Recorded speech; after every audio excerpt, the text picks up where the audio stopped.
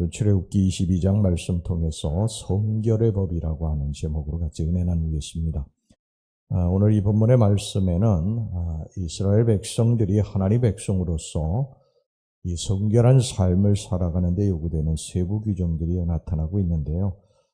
이런 성결법은 하나님께서 거룩하시기 때문에 하나님의 백성된 자들도 거룩해야 한다는 이 성결의 원리에 따라 주어진 것입니다. 하나님과 우리는 연결되어 있습니다. 하나님이 예수님을 보내시지 않으셨습니까?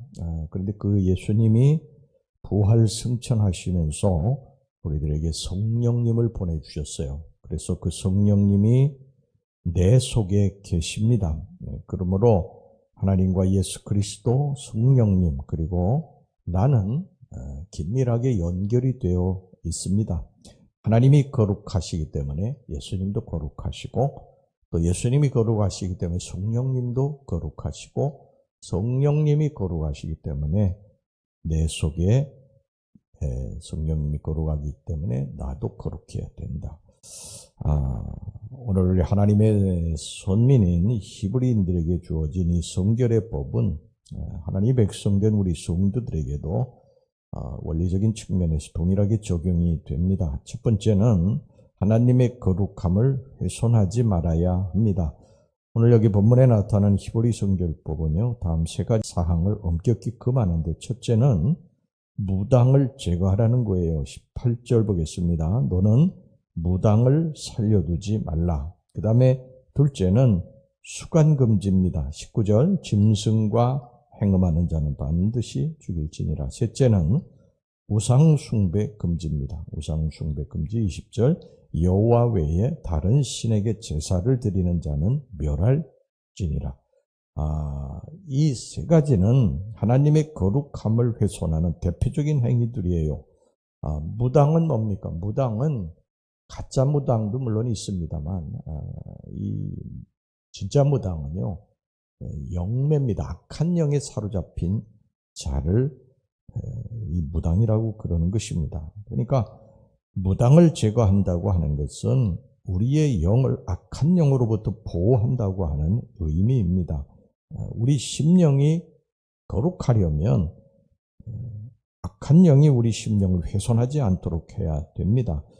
여러분, 이 귀신이라고 하는 존재, 이 악한 영이라고 하는 존재도 사람을 집삼아서, 우리 인간을 집삼아서 거합니다. 따라서 귀신이 우리 심령을 집삼아 거하지 못하도록 하기 위해서는 우리 심령이 더러워서는 안 된다. 우리 심령이 더럽게 되면 이 귀신이 들어와 살 수 있는 아주 이 좋은 장소를 제공하는 거예요. 그래서 우리들이 자꾸 더럽고 추한 악한 영을 유인하게 되는 것이죠. 그러면 이 악한 영에 사로잡혀가지고 확률이 크게 되는 것입니다. 그래서 귀신이 우리 심령을 집삼아 거하지 못하도록 우리 심령을 더럽게 해서는 안 되는 것이죠. 거룩하게 유지해야 된다는 것입니다. 그 다음에 여기 수간인데요. 수간이라고 하는 것은 말 그대로 동물들과 행음하는 것인데, 당시 고대 사회에서는 이 수간이라고 하는 것이요, 자신들의 어떤 이방 종교의 그러한 의식의 일부로 행해지기도 했습니다. 여러분, 수간이라고 하는 것은 하나님의 형상대로 지음받은 이 존귀한 존재가 짐승과 동일시된 그런 행위를 말하는 거 아닙니까? 그러니까 음행이라고 하는 것은 악한 것과 하나가 되는 행위입니다. 그래서 하나님의 거룩한 창조물인 인간이 짐승과 행하는 것은 짐승과 똑같아지는 것이죠. 우리는 하나님이 창조하신 우리 육과 영을 거룩히 보존했다가 주님 앞에 서야 될 줄로 믿습니다. 그 다음에 이제 우상숭배인데요. 우상숭배라고 하는 것은 말 그대로 하나님의 외의 것을 내 마음의 주인으로 삼는 행위인 것입니다. 그러므로 하나님 외에 다른 것이 자리 잡고 있는 사람은 하나님의 거룩함을 이룰 수가 없습니다. 하나님보다도 다른 것을 더 사랑하기 때문인 것이죠. 여러분, 사람은요, 자기가 사랑하는 것을 담게 되어 있어요. 세상을 사랑하면 점점 더 세상 사람을 닮아가게 되어 있습니다. 우리가 예수님을 사랑하게 되면 예수님을 계속 바라보고 예수님을 생각하고 예수님 묵상하고 예수님의 말씀을 읽고 그러면 나도 모르게요. 예수님을 닮아가게 되어 있어요. 그런데 악한 것들을 자꾸 생각하고 악한 말을 하고 그러면 자기도 모르게 닮아갑니다. 그러니까 우리의 거룩함을 이루기 위해서 하나님을 중심에 두어야 될 줄로 믿습니다. 자, 그 다음에 두 번째, 연약한 자에게 자비를 베풀어야 됩니다. 이것이 성결의 두 번째 법인데요. 성결한 삶은 산속에서 토굴에서 수도원에서 단순히 자신을 죄로 더럽히지 않는 이런 소극적인 차원에 머무르는 것만을 의미하지 않습니다. 즉 성결한 삶이라고 하는 것은 보다 적극적으로 자신이 처한 삶의 현장에서 행동하는 삶을 말합니다.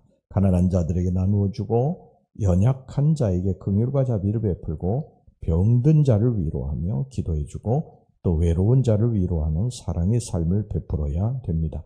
오늘 이 본문의 말씀은 그 방법을 구체적으로 제시하고 있는데 첫째는 고아와 과부, 나그네를 학대하지 말라고 그럽니다. 21절에서 24절 보겠습니다. 너는 이방 나그네를 압제하지 말며 그들을 학대하지 말라. 너희도 애굽 땅에서 나그네였습니다. 너는 과부나 고아를 해롭게 하지 말라. 내가 만일 그들을 해롭게 함으로 그들이 내게 부르짖으면 내가 반드시 그 부르짖음을 들으리라. 나의 노가 맹렬함으로 내가 칼로 너희를 죽이리니 너희의 아내는 과부가 되고 너희 자녀는 고아가 되리라. 여러분, 고아는 부모가 없는 아이들이죠. 이 세상에 참 외로운 자들입니다. 고아가 먹을 것이 없고 입을 것이 없는 것이 아니에요. 부모가 없기 때문에, 기댈 언덕이 없기 때문에 외로운 것이죠. 과부도 마찬가지입니다. 의지하고 기댈 그런 남편이 없는 것입니다. 나그네도 마찬가지예요. 머물 곳이 없는 외로운 자들이. 그런데 성경은 그들을 돌보아줘야 된다, 이렇게 말씀합니다. 이것이 우리를 거룩하게 한다는 거예요.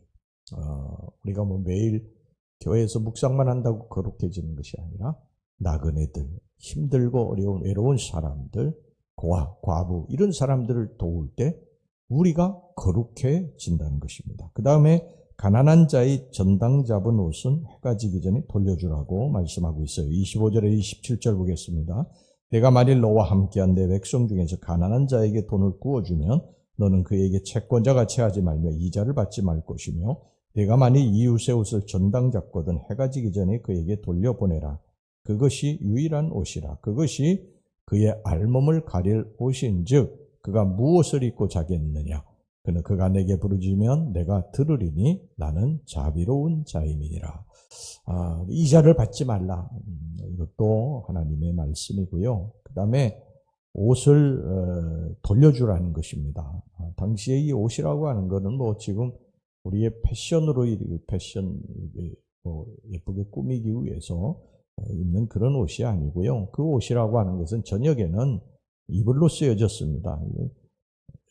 이 유대 나라의 낮은 엄청 뜨겁고요. 밤에는 너무너무 춥습니다. 그래서 낮에는 옷으로 입지만 밤에는 이불로 덮는 거예요. 그런데 그 밤에 옷이 전당 잡혀 있게 되면 덮지 못하면 굉장히 그 추위에 고통을 당해야 되는 것입니다. 그러니까 율법에 전당 잡힌 옷은 해가 지기 전에 돌려주라고 말씀을 하고 있습니다.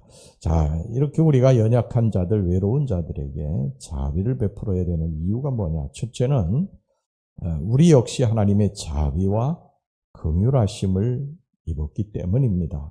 우리 역시도 배가 고플 때 하나님이 먹여주셨고 우리가 슬픔에 처해 있을 때 위로받았고 또 병으로 고통당할 때 하나님으로부터 고침받았고 외로울 때 사랑을 입었습니다. 우리가 사랑을 받았기 때문에 우리도 사랑하며 살아야 된다는 것입니다. 우리가 용서받았기 때문에 다른 사람의 허물도 용서하고 살아야 된다는 것입니다. 우리가 거저받았기 때문에 또 하나님이 주신 것을 나누고 살아가야 된다고 하는 것입니다. 이 땅에 우리가 누리고 살아가는 것 다 하나님이 주신 것 아닙니까? 우리가 다 빈손 들고 이 땅에 오지 않았어요. 그런데 하나님이 지금까지 우리가 살게 해주신 것, 또 누리게 해주신 것, 이런 것들을 나만 잘 먹고 잘 사는 것이 아니라 하나님의 귀한 백성들, 힘들고 어렵게 사는 사람들을 위로하고 도와주고 그러라고 주신 것입니다.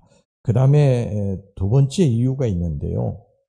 우리가 연약한 자들, 외로운 자들, 이런 사람들에게 자비를 베풀어야 되는 이유가 있는데, 그게 뭐냐면 연약하고 이 소외된 자들에 의해서 훼손될 수도 있는 이 선민 공동체의 거룩함을 계속 유지시켜 나가기 위함입니다.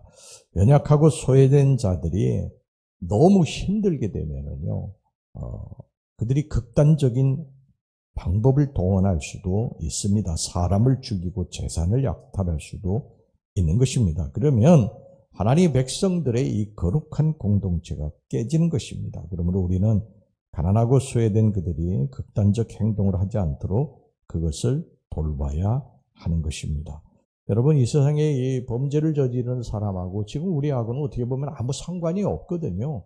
그런데 우리가 길을 가는데 어떤 사고가 납니다. 그러면 그런 그 극단적인 행동을 하는 사람이 뭐 칼을 들고 칼부림을 한다든지 뭐 불을 지른다든지 이래가지고 애매한 사람이 자꾸 죽게 되는 것입니다.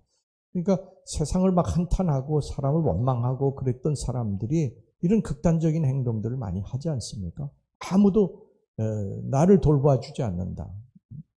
그런 사람들에게 누가 따뜻한 말 한마디 해주고 따뜻한 사랑과 정을 나누게 되면 자기의 어떤 범죄하려고 하는 손을 이렇게 내리는 경우들이 참 많이 있지 않습니까? 그래서 어떻게 보면 이 극단적인 행동을 하는 사람하고 나하고는요, 뭐 사돈의 팔촌도 아니고 아무 상관이 없어요. 그런데 그들을 어느 누가 돌보지 않으니까 그 사람들로 인해서 나와 내 가족이 크게 훼손을 입을 수도 있다는 것이죠. 그러니까 여러분들 부지런히 하나님이 주신 것을 가지고 자비와 긍휼을 베풀고 용서하고 사랑하고 살아가는 여러분들이 되시길 주의 이름으로 축원합니다.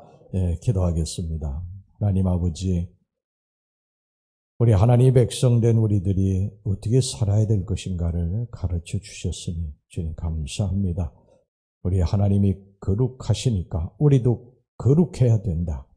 이런 대원칙을 잊지 말게 하여 주시옵소서. 날마다 주님을 생각하고 주님을 바라보면서 우리의 거룩함을 유지하게 해주시기를 원합니다. 그리고 주님 연약한 자들에게 자비를 베풀며 살게 하여 주시옵소서. 이것이 우리를 거룩하게 한다고 말씀합니다. 하나님이 우리들에게 거저 주셨으니 우리들도 나누고 베풀고 그렇게 살아가는 우리 성도들이 되게 하여 주시옵소서. 예수님의 이름으로 기도하옵나이다. 아멘.